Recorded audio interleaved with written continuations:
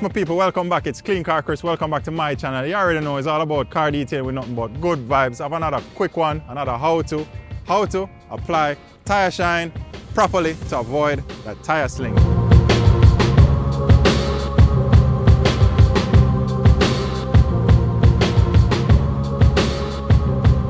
Yeah, my people, first things first is preparation. Preparation is key. Take a look. My wheels here are very well maintained. They're a little dirty now because, you know, I've been driving a day or two on them, right? But the tire wall, we're not really talking about the wheel itself. Today's video is all about the tire and how to properly apply the tire shine on the rubber right here. You understand? So you want to make sure your tire wall here is absolutely clean. You want to knock off any of that dirt, any of that grime, and most importantly, any of that old previous tire dressing that's on there. So first things first, we're going to clean it up, right? So you can use in here, it's my favorite APC, that green star. You can use that to clean wheel wall. You can use one of my go-tos. In here I have that Adams wheel and tire cleaner. I have it in here and I also have it here also. Check it out, boom, right? Or you can also use good old, see there, BB, that's my brake buster. I keep in this one here, right? So either is fine, but you make sure you want to clean up the tire wall really well, right? Reason being too, guys, the previous tire dressing, you don't want to be putting on a layer of new tire dressing and a layer of old tire dressing, because the whole point of this video is to show you guys how to get the best results, right? You want to knock it down clean because you want your tire shine to bond properly against the rubber. You understand? So the only way to do that is to make sure it's fully clean. Like I was saying, this is just kind of a demo video for you guys. This wheel is pretty clean. Has some, I believe I put some VRP on there a couple days ago. Already you can see it's pretty white. Might agitate a bit, you might see it get a little brown. I'm gonna spray on a bit more.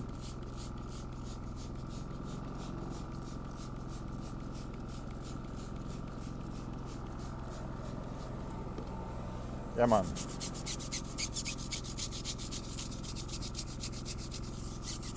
You see that brown? That's probably the most likely the all the tire dressing or some grime that's on there.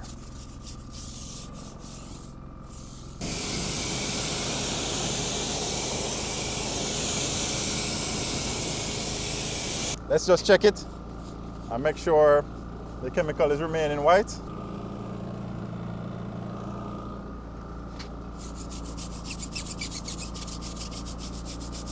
Let's just give it another pass. Why not? All right.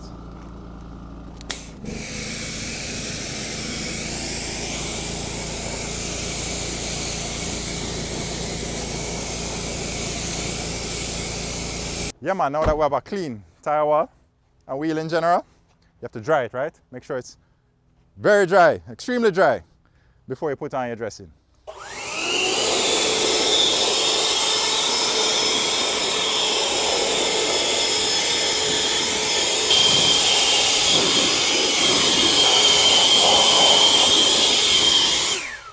Yeah, like I said, you want to make sure it's dry.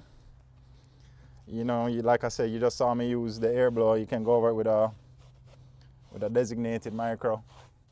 Just make sure it's very, very dry, guys. Dry to the touch. Tire, nice and clean. That's the first step.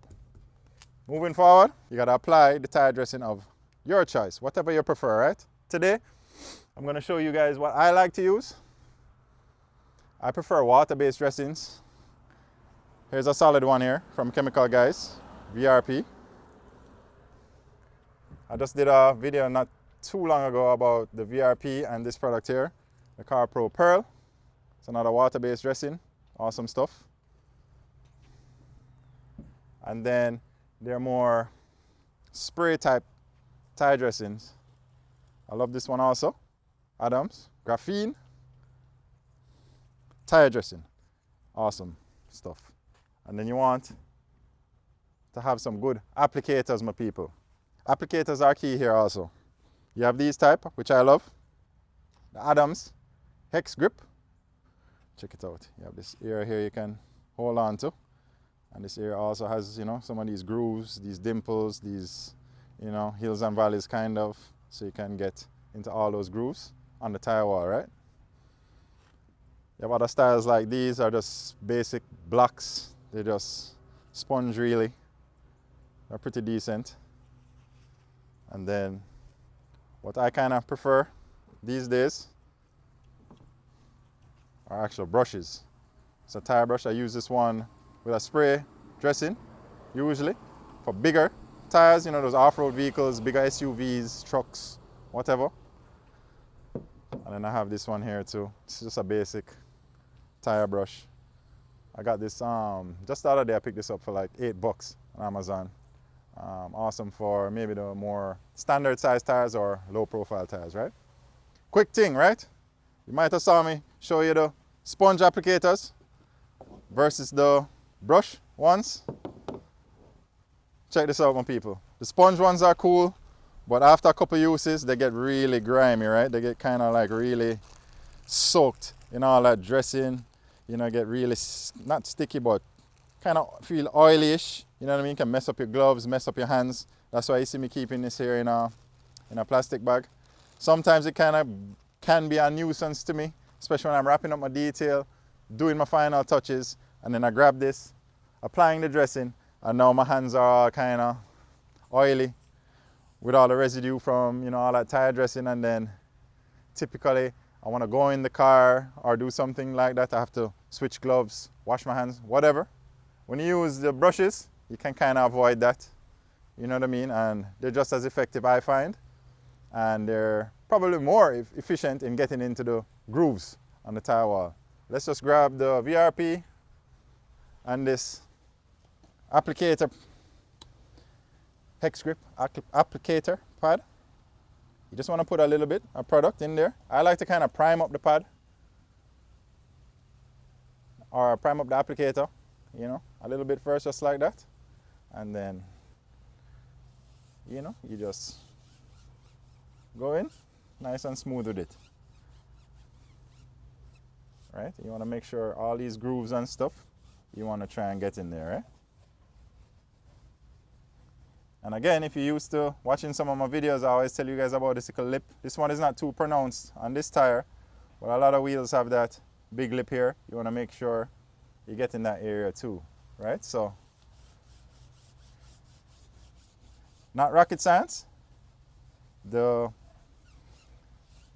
real main focus of this video is just to kind of emphasize that preparation is key, and to point out some good dressings for you guys, and to point out some nice application pads and brushes, right? So nice and simple, just like that. I kind of just did half of the tire here. I'm gonna go over the other half with the brush and show you. You know, guys, I mean, any good water-based tire dressing, couple spritz, and just going with your tire brush. And already I can see, you know, the grooves being filled in with the tire shine a lot easier than it would be with the actual sponge applicator. That's why I kind of like using the brush, especially for larger tires. Just take your time, make sure you're filling all the grooves, make sure it's smooth, evenly applied. I mean, you can also just spray directly onto the tire wall too if you want, right? So that way your grooves are filling a lot easier. Your hands are not all gunked up from using like the sponge. And I would like to mention, I see a lot of people, I've never done it personally before, but I've kind of stayed away from it. Those ones that, you know, those guns, those guns, that the air guns that you put the actual tire dressing in and you hook it up to your air compressor and actually spray the tire shine on. I mean, it looks pretty cool, but I find I've tested it out a few times, and just me personally, I just don't like the idea of like the overspray you know, going inside the wheel wells or along the paint. That's just me.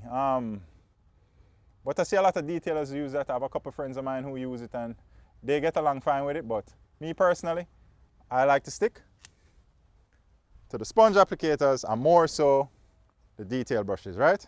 Another thing I can tell you really quick, you want to have your designated microfiber towel, and any leftover residue you might see, you might want to buff it down. You know, it's a good practice just to kind of go over with a micro. That will help ensure that there's no, you know, nothing left behind that will actually sling up underneath the wheel wells or in the paintwork when you drive off, right? And that's where, you know, what's worth mentioning also too is to read the instructions on your tire dressings, my people, because each one has a different curing time. So you might want to pay attention to that, you know. Some have 10, 15 minutes, some other more tire dressings that say that they last, you know, up to 3 months or 3 months plus or whatever. They might need a longer cure time, right? But like I said, just buff off the thing. And that will definitely help you avoid any of your dressings slinging up on the vehicle, right? One more pro tip I can give you, my people, is check it deeply. This area under the tire didn't receive any dressing because it's too close to the floor. So what you got to do, crank up the vehicle, roll it a little bit forward or a little bit backward, and make sure you catch that area so you have a nice uniform tire. Trust me, take the time and do that. You guys might feel like, oh, I'm just gonna dress it and then that's it, you know, you wanna move along to the next detail. But I find that when you do that, customers who notice that thing will be very happy about it. Because the worst thing when you have a nice dressed tire and then the customer drives somewhere and moves and then they look and they have an area on their tire like this that has no dressing on there, right? That's gonna fall back on you, the detailer, right? So my suggestion is to take that pro tip, roll it back or forward, catch that area. Another vibes, you don't want to be messing up anybody's driveway. You know that little moon or that little area of tire shine that might kind of be left on somebody's driveway. You can avoid that by, you know, using some cardboard or some stick up piece of cardboard here or there and a piece in the front here, and that will kind of help you avoid that. Shout out to you guys. Big up everybody who checks out my videos. Make sure you subscribe, hit the like button, hit the share button. I really appreciate each and every one of you. Like I said, it's your boy Clean Car Chris. Now you have some tips to how to properly apply tire shine. Remember, prep, apply smoothly with the right application pads and a nice water-based dressing. You'll be good to go. Respect my people. Catch me on the next one. We out.